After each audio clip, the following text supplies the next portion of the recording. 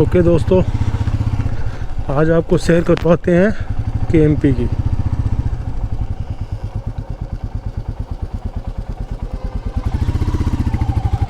ये मैं अपनी सोसाइटी से बाहर निकला हूँ। ये आ गया है पटौदी का टोल नाका। इससे हम केएमपी पे चढ़ेंगे। अब मैं यहाँ से अपना मीटर जीरो कर लेता हूँ। बाइक ट्रिप A0 हो गया और टोटल अपनी बाइक चली है 11,107 किलोमीटर।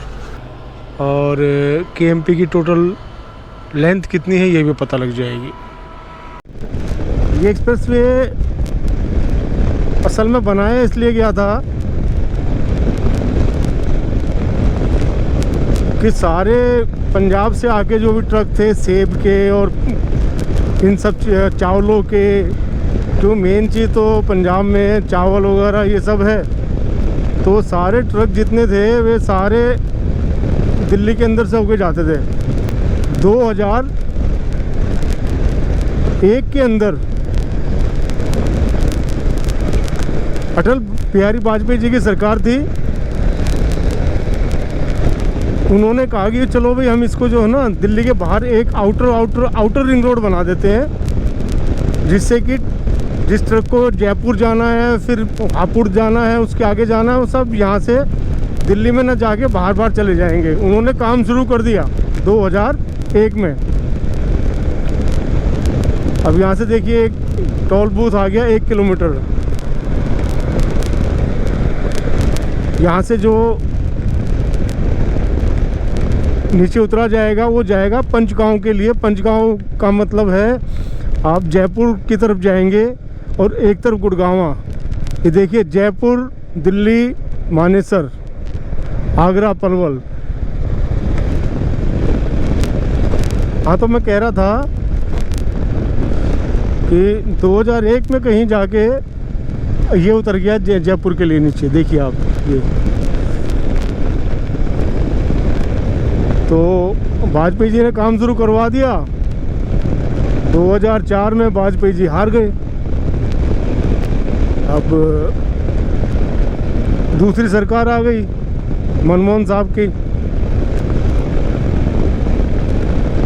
मेरे को अच्छी तरह याद है पूरे 10 साल तक, पूरे 10 साल 2004 से लेके 2014 तक जो काम अधूरा था ना इस एक्सप्रेसवे का 2004 के बाद, वो एज इट इज़ पड़ा रहा। उसके अंदर एक ईंट नहीं लगाई। यहाँ तक कि जो पुलों के सरिया निकले हुए थे ना लोहे के, वो सरिया भी गल गए, उनके ऊपर जंग लग गई, गल गए हुए, लेकिन वो काम नहीं हुआ। अब क्यों नहीं हुआ ये तो मनमोहन सिंह साहब जाने और वो लोग जाने। भाई क्या पता इसलिए ना हुआ कि भाई वाजपेयी ने शुरू करवाया है, बीजेपी ने शुरू करवाया है, तो हम क्यों बनाएं। लेकिन आज की डेट में तो मोदी जी सारे वही काम कर रहे हैं जो इन्होंने छोड़े थे। उन्होंने तो ऐसा कुछ किया नहीं। एनी हाउ 2014 में सरकार आ गई बीजेपी की। अभी देखिए आगरा यहाँ से 187 किलोमीटर है और पलवल 56।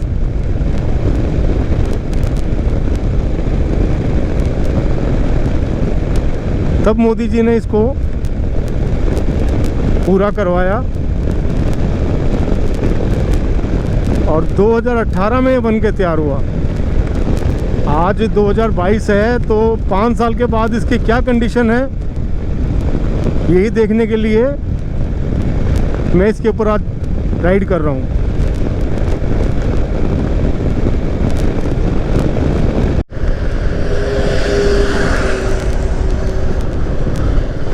रास्ते में वैसे भाई लोगों जगह जगह ये रेस्ट एंड सर्विस एरिया ये सब आते हैं, लेकिन बहुत ही कम लोग रुकते हैं यहाँ पे, क्योंकि ट्रक वाले तो बेचारे अफोर्ड नहीं कर सकते और मोस्टली यहाँ चलते ट्रक हैं। वैसे रोड की कंडीशन ठीक ठाक है, ज़्यादा अच्छी नहीं कह सकते। 5 साल के अंदर ये बैठ गई हैं। जैसे 2 ट्रक जाते हैं तो हैवी ट्रक होते हैं तो उनकी जो लीक बन जाती है ना, अब वो लीक के अंदर तो बैठ गई है सड़क और बीच में उठ गई है, तो इस तरीके की कंडीशन हो रखी है।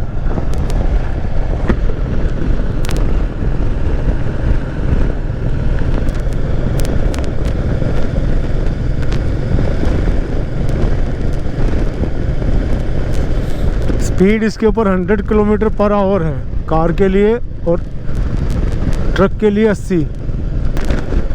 ये देखिए इस तरीके से बीच में पैचेस आ जाते हैं। ये बीच में जहाँ मेरी बाइक चल रही है ये नीचे बैठा हुआ है। जयपुर हाईवे पे तो ऐसे आपको बहुत मिल जाएंगी सड़क, सारी जयपुर हाईवे टूटी हुई है और सारे में यही बना हुआ है। पता नहीं उसको कब रिपेयर किया जाए, कब नहीं किया जाएगा। अब ये बीच में आपको लाल लाल रंग के दिख रहे हैं, ये पैचेस हैं ये।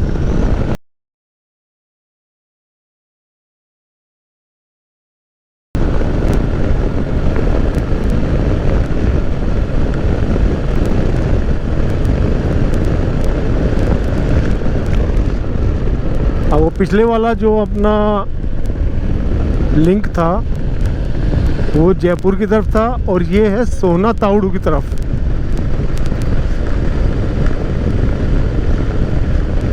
एक तरफ गुड़गांव हो जाएगा, दूसरी तरफ सोहना, फिर तावड़ू। उसके लिए आप यहाँ से एग्ज़िट कर सकते हैं। अब ये देखिए जैसे ये पता नहीं क्या प्रॉब्लम है, क्या दिक्कत है। हाँ ये देखिए ये पूरा टूटा हुआ। देखिए आप कहीं पे भी चले जाएं, कितना ही नया सड़क देख लें, जो पुल से हमारी सड़क को जोड़ते हैं ना, वो हमेशा वहाँ पे आपको बम्स मिलेंगे। हम उसकी फिनिशिंग अच्छी नहीं कर पाते हैं। जैसे आप ये समझ लें, जैसे आप पुल पे, ये तावड़ू के लिए आप नीचे जाएंगे यहाँ से तावड़ू सोहना,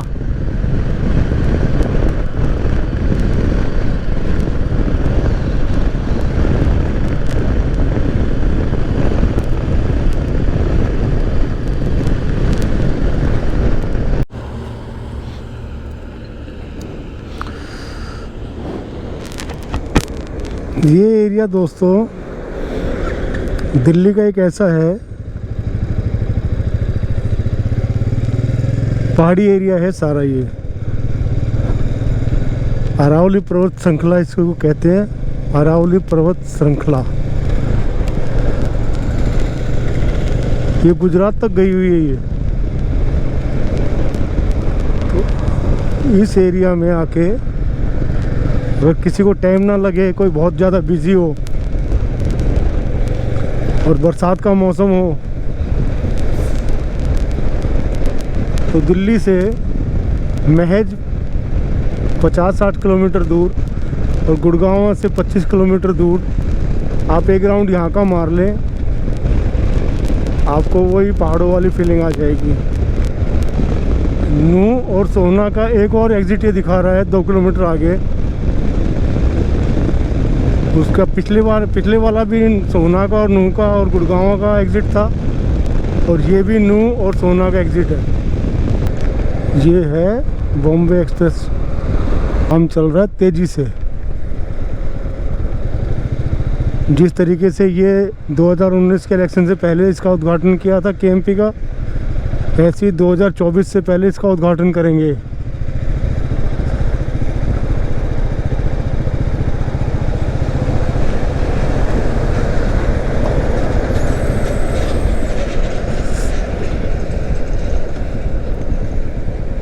ये सारे इसके ऊपर चढ़ने के इंटरलिंक्स बन रहे हैं।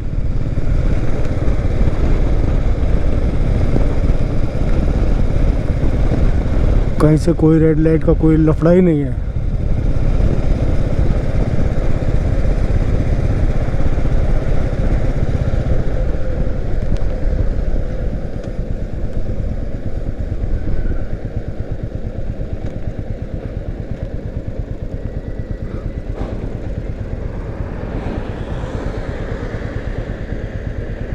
ये पलवल वाला टोल आ गया बीच में।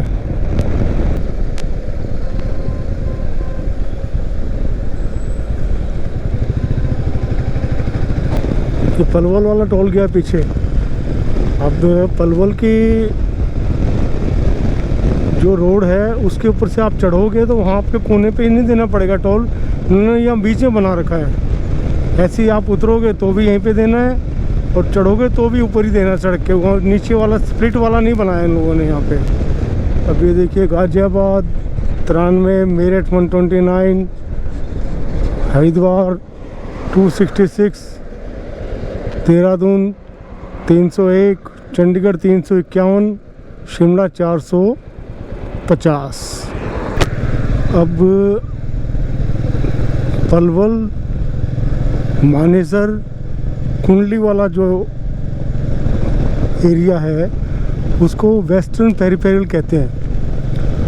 तो अभी हम पलवल पहुंच गए हैं, तो हमारा वेस्टर्न वाला एपिसोड ख़त्म हो गया है। अब हमारा शुरू हो जाएगा Palwal to Ghaziabad, Baghpat and then again Kundli. तो वो हमारा शुरू हो जाएगा ईस्टर्न पेरिफेरल एक्सप्रेसवे।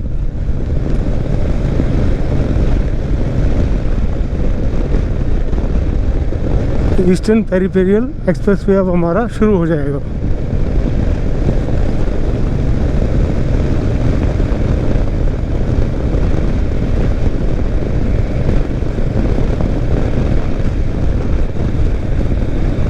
ये दिल्ली चला गया, आपके उल्टे हाथ की तरफ दिल्ली चला गया। और अब जो आगे से हम जाएंगे तो ये आगरा और कुंडली दिख रहा है। कुंडली के लिए सीधा जाना है, आगरा के लिए यहाँ से फिर लेफ़्ट लेके और वृंदावन हाईवे पे पहुँच जाना है। पलवल, फरीदाबाद और इस तरफ चले जाएंगे तो आ जाएगा अपना वृंदावन। बोलो बाके बिहारी लाल की जय। देखिए मैं कह रहा था ना, अब यहाँ पे इसकी स्पीड कर दी इन्होंने, बस की 100, ट्रक की 80 और कार की 120। अब 120 इन्होंने कर दी। अब यहाँ पे कंफ्यूजन ये है कि इस पे मूड सेल चलेगी या नहीं चलेगी। चलो चल के देखते हैं, पता लगेगा।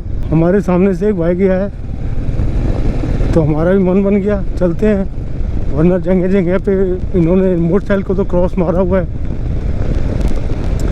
लेकिन फिर कुछ कुछ वैसी सिचुएशन हो गई है जैसे जब स्कूल में पढ़ते थे तो क्लास के बाहर अकेले खड़े होते थे तो बड़ा फील होता था, यार अकेला खड़ा हूँ। और जैसे ही कोई दूसरा आ जाता था फिर तो चौड़े हो जाते थे, अरे हाँ बस अब ठीक है, एक और आ गया ना अपने जैसा। तो अपने जैसा एक भाई आगे जा रहा है। ये ईस्टर्न पेरिफेरल एक्सप्रेसवे का पहला टोल है।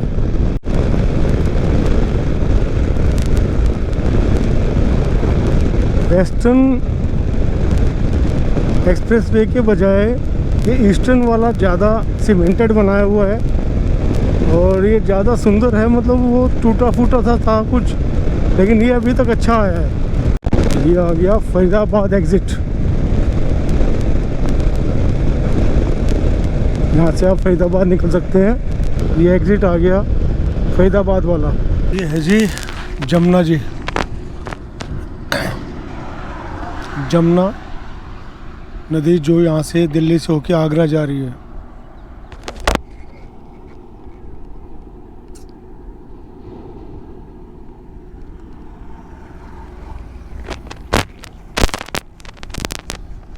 सब जगह धान बो रखे हैं।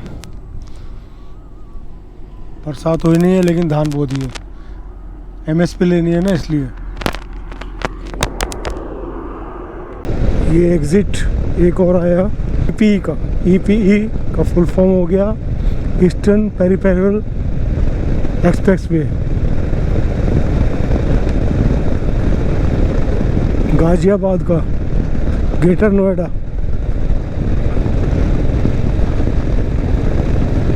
धनकौर, बिलासपुर,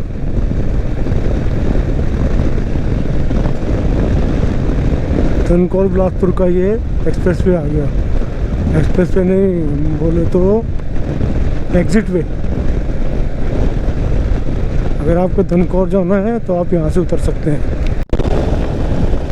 बुलंदशहर गाजियाबाद का एग्जिट रूट। यहाँ से आप गाज़ियाबाद के लिए निकल सकते हैं, बुलंदशहर के लिए निकल सकते हैं। दिल्ली अलीगढ़ कुंडली, ये टोल गेट आ गया है गाज़ियाबाद वाला।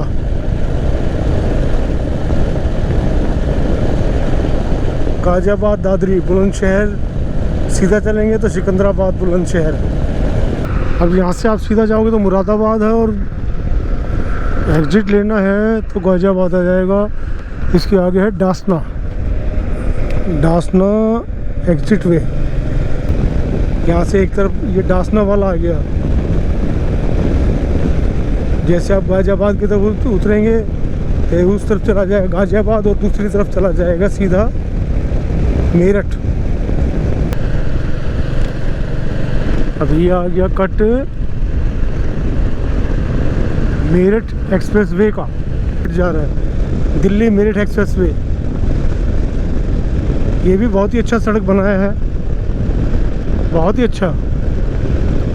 आप ये समझ लीजिए दिल्ली से मेरठ जो है करीबन 65-70 किलोमीटर है, ये आपको आधे पौने घंटे में वहाँ उतार देता है।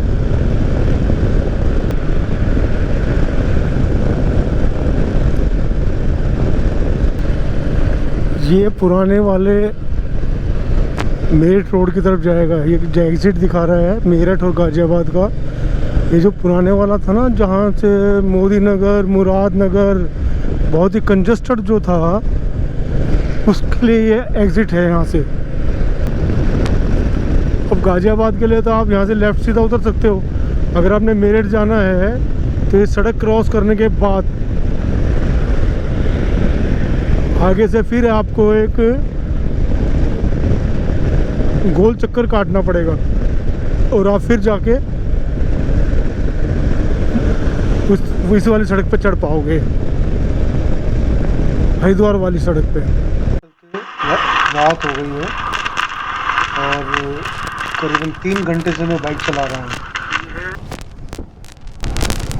ये है दिल्ली बागपत इंटरक्रॉस। अगर यहाँ से आप उल्टे हाथ की तरफ जाएंगे तो दिल्ली निकल जाएंगे, और सीधा जा रहे हैं तो आप बागपत की तरफ जा रहे हैं। बागपत के पास कुंडली। करीबन 190 किलोमीटर का सफ़र करने के बाद मैं पहुंचा हूं कुंडली के टोल प्लाजा पे। यहाँ से जीटी रोड पकड़ो, बल्ले बल्ले ते उल्टे हाथ की तरफ दिल्ली में आ जाओ, पॉल्यूशन दे थल्ले थल्ले।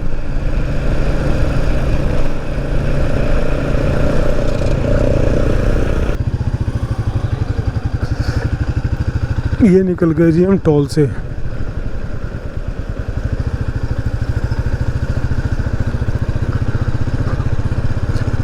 लो जी, बियर शॉप ले देख लो जी आप। चाहे दिल्ली हो, चाहे हरियाणा हो, चाहे पंजाब हो, जगह जगह ठेके, जगह जगह।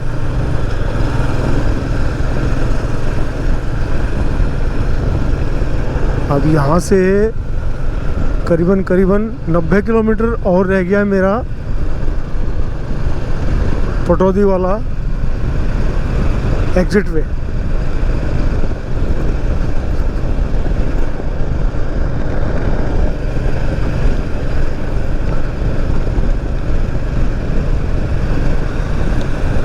दिन में चला था मैं करीबन 4:30 बजे, और अभी टाइम हो रहा है ऑलमोस्ट 8 बज गए हैं, और अभी मेरे को 80-90 किलोमीटर और कवर करने हैं। तो दोस्तों, ये कोई आसान सी चीज़ नहीं है लगातार 4 घंटे बाइक चलाना, लेकिन एक जिज्ञासा थी कि भाई 5 साल के बाद एक्सप्रेस वे का क्या हाल है, चलो देखते हैं। अब नॉर्मली होता क्या है, आज मैंने पहली बार इसको पूरा कवर किया है, वरना जैसे जिसका जो डेस्टिनेशन होता है उससे 50 किलोमीटर चल के उतर जाते हैं, 60 किलोमीटर चल के चढ़ जाते हैं। तो ये होता है, इस पे पूरा चक्कर कोई नहीं लगा पाता। तो आज मैंने सोचा पूरा इसका एक राउंड लिया ही जाए। बीच में टोल आया है, एक पीछे कुंडली में गया था, एक ये आ गया। ये सड़क पे ही बने हुए, वैसे तो सब जगह नीचे हैं, कई जगह इन्होंने सड़क पे बना रखे हैं, तिरंगे के रूप में दे रखा है ये।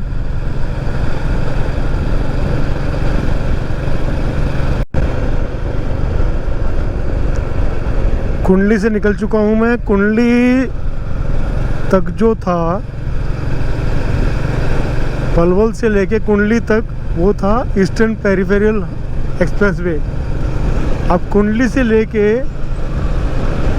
पलवल तक जो है ये होगा वेस्टर्न पेरिफेरल एक्सप्रेसवे। उसके अंदर आए थे गाजियाबाद, डासना, हापुड़, मेरठ और बागपत के लिंक। और इसके अंदर आएंगे, एक तो कुंडली का हो गया जीटी रोड वाला, और अब आगे आएगा सांपला, बहादुरगढ़ एंड देन बादली। बादली के बाद आएगा गुड़गांव वाला, और फिर आएगा पटौदी रोड वाला, जहाँ से मेरे को नीचे उतरना है। अब ये आ गया खरखोदे वाला, सांपला नहीं, सॉरी, खरखोदा। यहाँ से आप नीचे उतरेंगे तो नीचे उतरते ही अगर आप उल्टे हाथ की तरफ जा रहे हैं तो फिर दिल्ली के फिरोजपुर गांव से होते हुए सैदपुर बॉर्डर चले जाएंगे। और अगर आप सीधे हाथ की तरफ गए तो खरखोदा होते हुए आप वहाँ से सोनीपत भी निकल सकते हैं, और सांपला भी निकल सकते हैं, और रोहतक भी निकल सकते हैं खरखोदा से।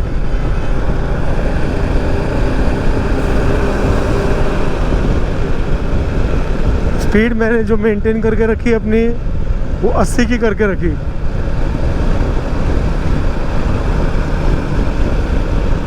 कभी 100 भी किया, कभी 70 भी चली, तो एवरेज जो निकल के आएगी वो 80 की निकल के आएगी। अब ये आ गया रोहतक वाला कट, बहादुरगढ़ रोहतक, बहादुरगढ़ से दिल्ली, हीरागढ़ी, पंजाबी बाग, और सीधी हाथ की तरफ चले जाओ तो रोहतक, हिसार। ये आ गया है गुड़गांव और रूपनगर वाला कट। इसके बाद आएगा पटौदी वाला कट, यहाँ से मेरे को नीचे उतर। ये आ गए हम बॉस वापस उसी जगह जहाँ से हम चले थे। 270 किलोमीटर का मेरा ये ट्रिप रहा। 9:10। तो दोस्तों, कहीं अच्छा था, कहीं बुरा था। एक्सप्रेसवे कुल मिला के बहुत अच्छा था, जिससे कि अपनी दिल्ली को ट्रैफिक से राहत मिले, और ट्रैफिक वालों को दिल्ली से राहत मिले, ट्रक वालों को दिल्ली से राहत मिले। ये भी एक बड़ी चीज़ थी। ओके दोस्तों, फिर मिलेंगे किसी अगले व्लॉग में। राम राम।